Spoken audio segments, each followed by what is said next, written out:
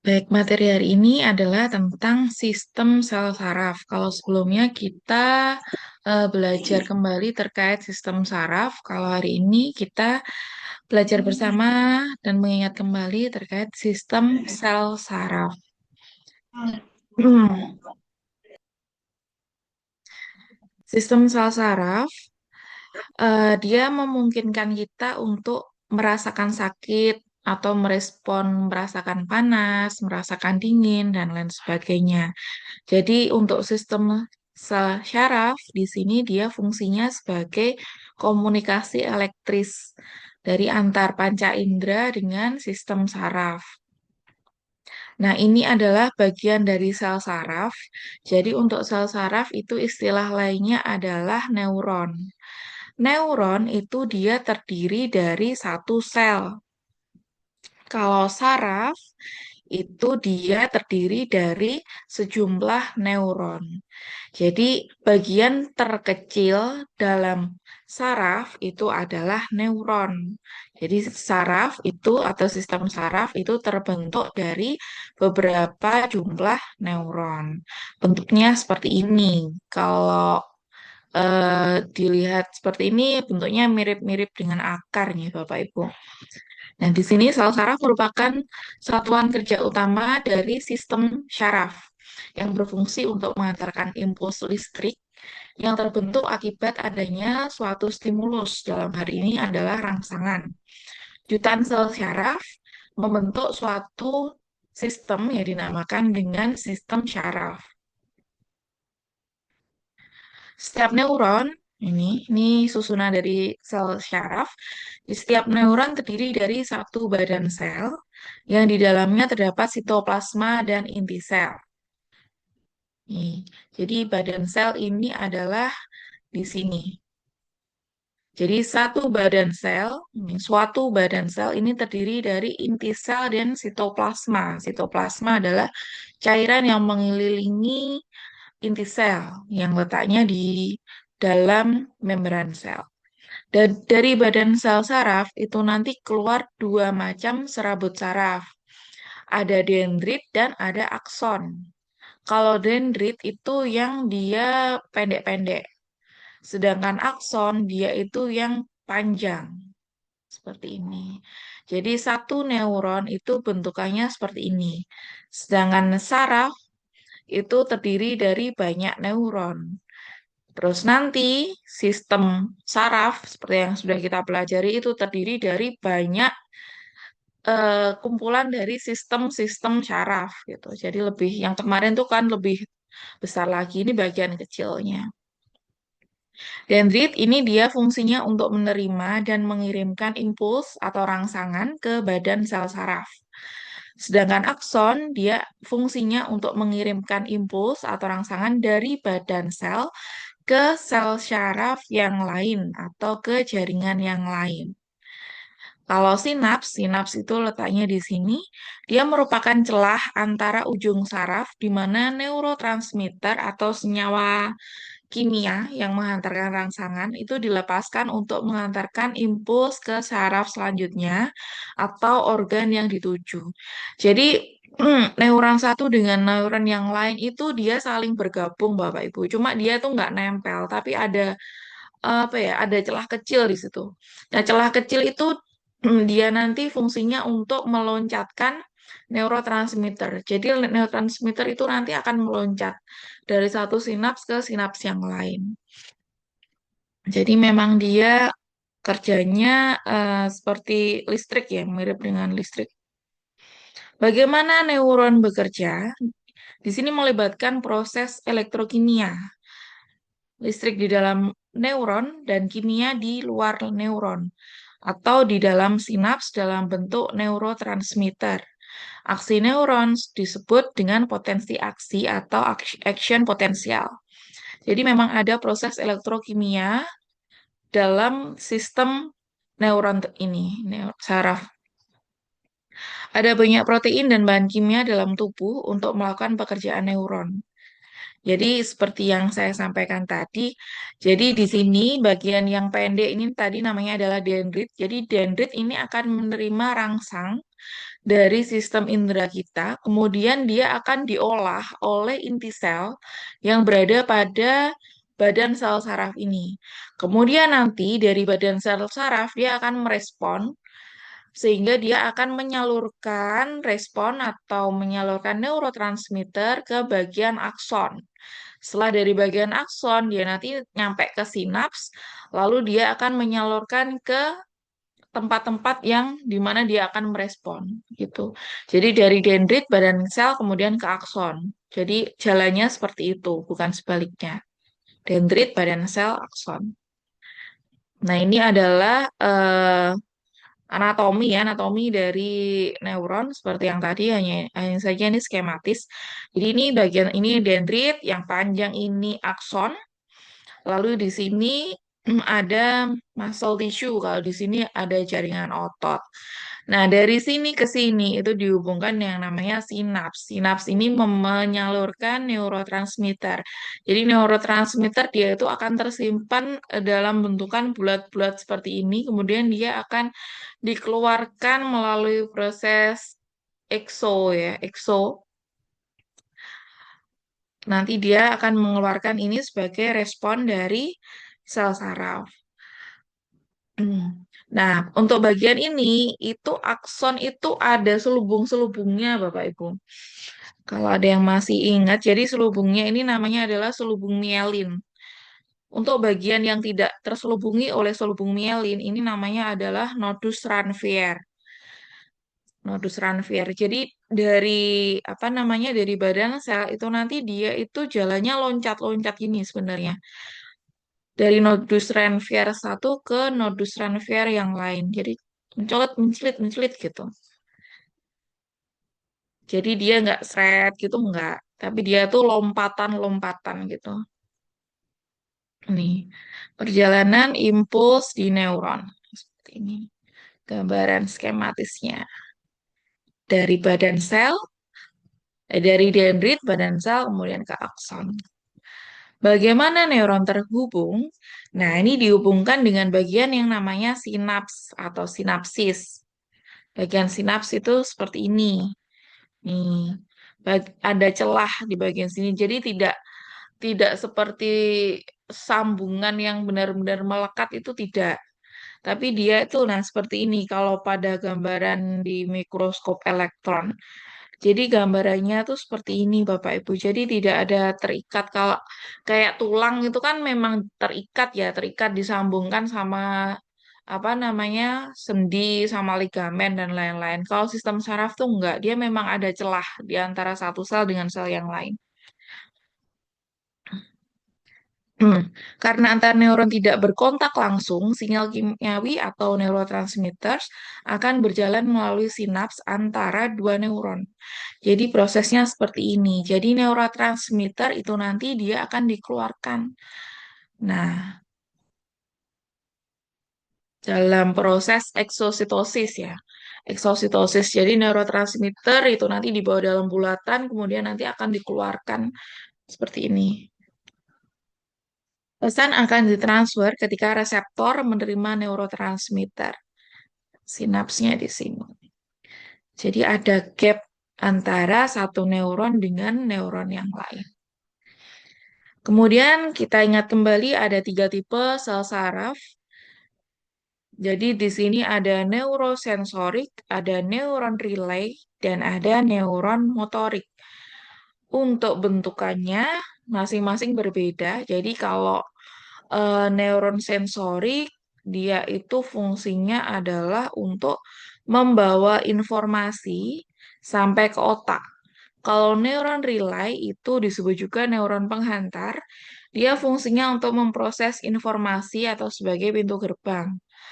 Kalau neuron motorik, dia fungsinya untuk mengontrol respon fiskal motorik. Di sini dia fungsinya sebagai keterampilan otot atau gerakan. Jadi untuk bentuknya juga berbeda karena fungsinya pun berbeda. Untuk neuron sensorik, dia bentukan dendritnya itu lebih banyak percabangan. Jadi pada bagian badan sel itu nanti dia bercabang banyak sekali seperti ini. Jadi mirip dengan akar serabut ya Bapak Ibu. Mirip dengan akarnya rumput itu. Nah, dendritnya seperti ini. Kemudian untuk badan selnya, kalau badan selnya ya sama ya. Terdiri dari inti sel sama sitoplasma. Kemudian ada akson. Kalau aksonnya semuanya sama. Yang membedakan adalah bagian dari dendritnya. Nih, kalau yang neuron relay atau penghantar, dia bentukannya seperti ini. Jadi percabangannya lebih besar-besar dan tidak terlalu banyak. Kalau neuron motorik, ini bagian dendritnya itu bercabang, tapi hanya pada satu bagian, tidak di seluruh badan. Hmm. Berdasarkan fungsinya, sel saraf dibagi menjadi tiga kelompok. Sel saraf sensorik atau sensori neuron, fungsinya mengantarkan impuls dari reseptor ke sistem saraf pusat, yaitu otak dan sumsum tulang belakang, seperti yang sudah kita bahas sebelumnya. Kemudian yang kedua ada sel saraf intermediate atau relay neuron, disebut juga dengan sel saraf asosiasi. Sel ini ditemukan dalam sistem saraf pusat dan berfungsi menghubungkan sel saraf sensorik dengan sel saraf motorik atau berhubungan dengan sel saraf lainnya yang ada di dalam sistem saraf pusat. Kemudian yang ketiga ada sel saraf motorik atau motor neuron.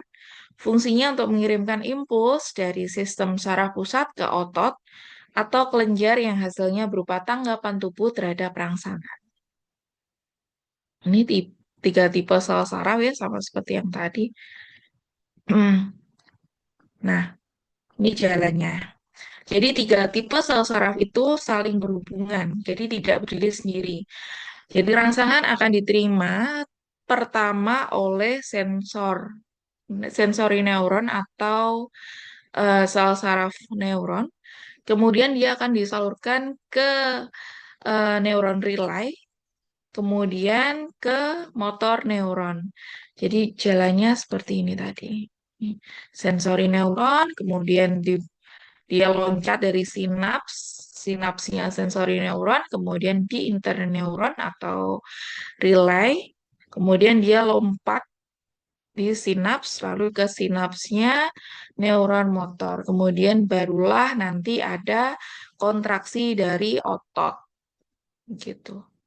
Jadi untuk perjalanan dari respon tubuh untuk merespon sesuatu itu perjalanannya sangat panjang karena dia melibatkan hal seperti ini yang jarang kita sadari. Sensori neuron, kemudian interneuron, neuron motor, baru nanti ada kontraksi otot. Kemudian di sini jumlah neuron. Di sini untuk jumlahnya, neuron pada otak manusia itu jumlahnya kurang lebih 100 miliar. Kalau jumlah neuron di sumsum tulang belakang itu sekitar 1 miliar. Kemudian ada akson terpanjang. Akson terpanjang itu dia panjangnya kurang lebih 15 kaki. Jadi untuk jumlah neuron pada otak manusia ini sangat banyak ya. Kemudian dia perkembangannya itu sangat pesat pada 1.000 hari kelahiran pertama. Makanya anak-anak yang baru lahir sampai dia usia balita itu kemampuan penyerapannya itu sangat cepat sekali Bapak Ibu karena memang perkembangan dari neuron itu memang sangat cepat ketika dia di 1.000 hari kelahiran pertama.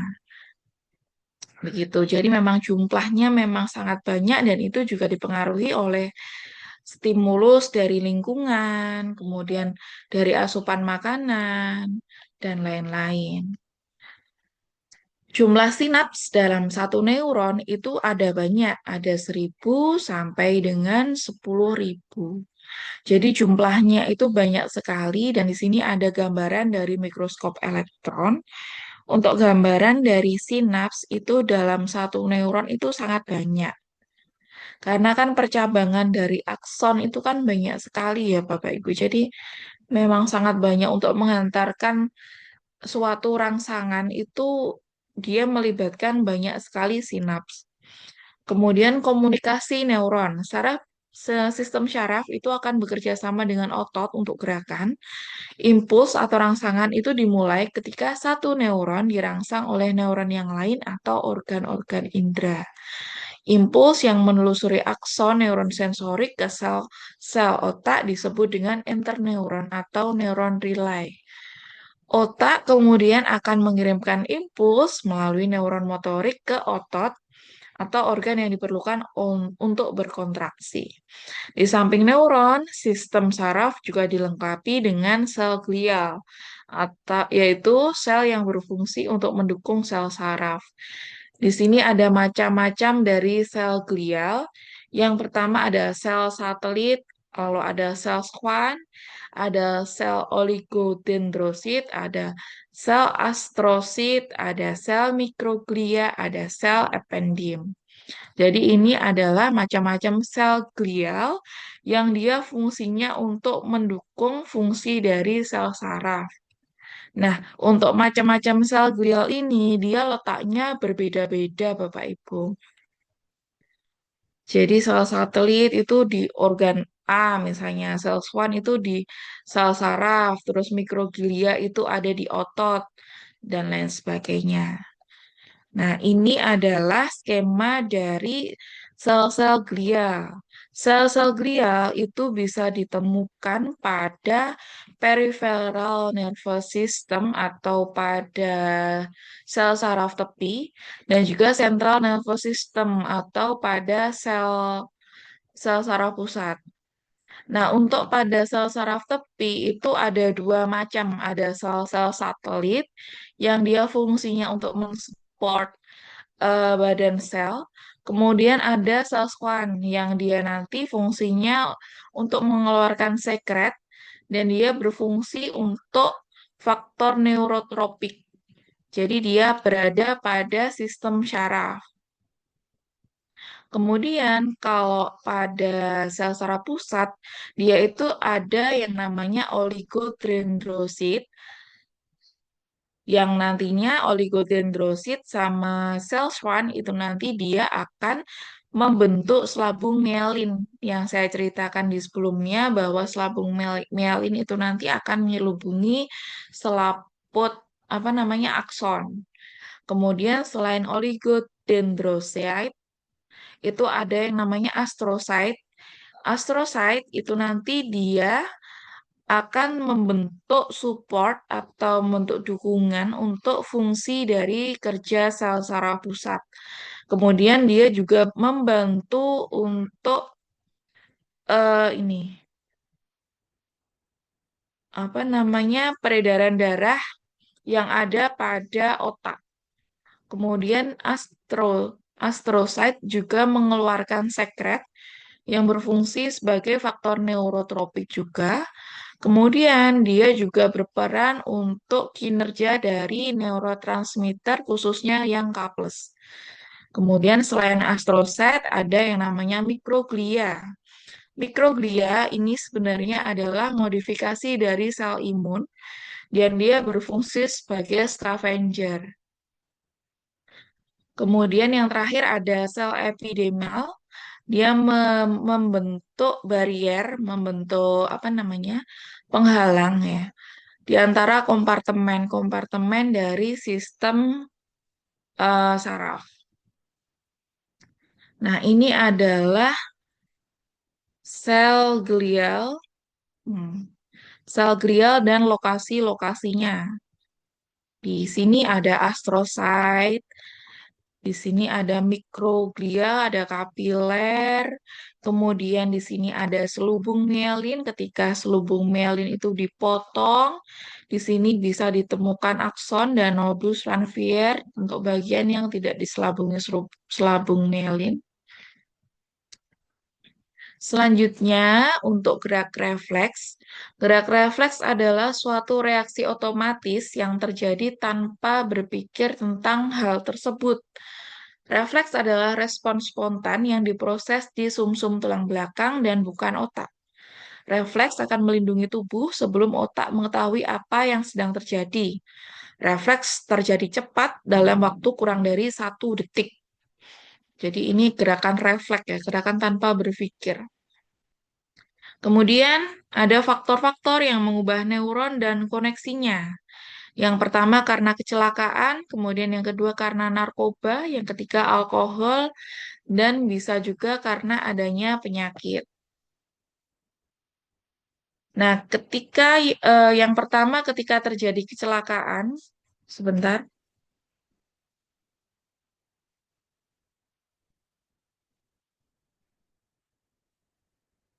Ketika terjadi kecelakaan, ini nanti bisa menyebabkan terjadinya cedera fisik pada neuron.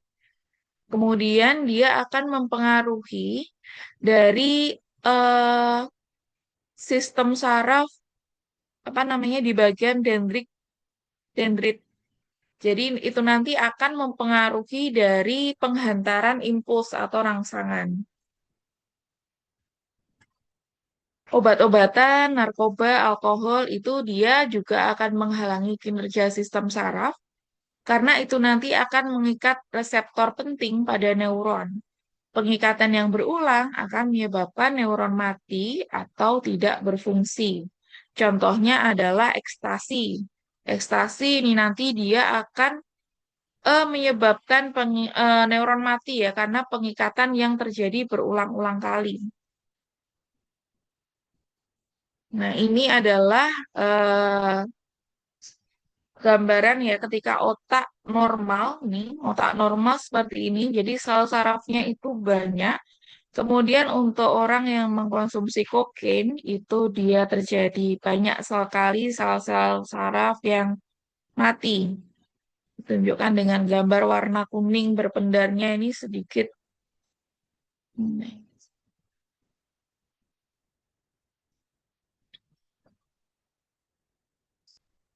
Alkohol akan merusak dendrit, kemudian dapat nantinya diperbaiki atau dia akan mengalami regenerasi setelah berhenti ya, setelah berhenti minum.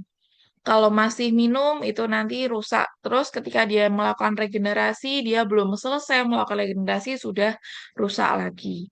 Dan alkohol dia juga akan menghambat reseptor dan juga memperlambat transmisi. Transmisi dari neurotransmitter itu nanti akan dihambat oleh alkohol. Hmm. Jadi ini digambarkan dengan warna merah ini.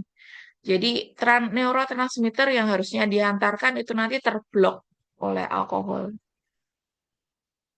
Kemudian dipengaruhi juga oleh penyakit-penyakit ya. Contohnya ada penyakit Parkinson, kemudian ada ALS, ada penyakit Huntington, kemudian ada multiple sclerosis, Alzheimer, cerebral palsy, dan juga epilepsi. Ini contohnya untuk penyakit ALS atau amyotrophic lateral sclerosis. ALS atau penyakit Lou Gehrig atau penyakit motor neuron adalah penyakit yang mempengaruhi sel-sel saraf di otak dan sumsum tulang belakang yang menyebabkan kelemahan otot dan atrofi.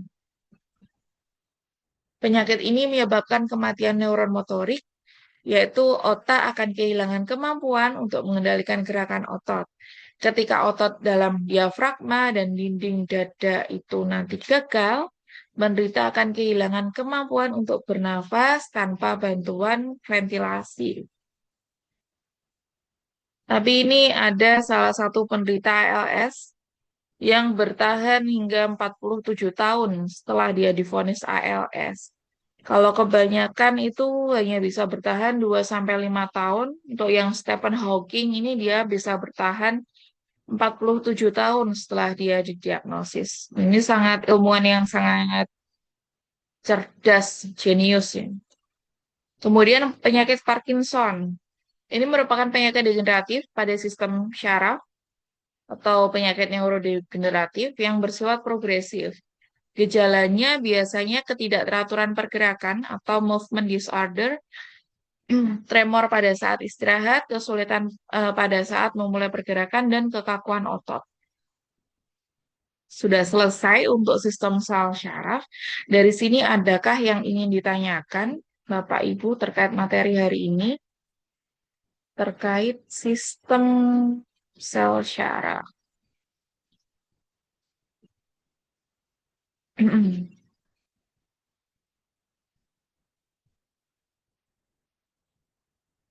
Baik, jika belum ada yang ditanyakan, saya izin dokumentasi terlebih dahulu. Bapak Ibu silakan menyalakan kameranya.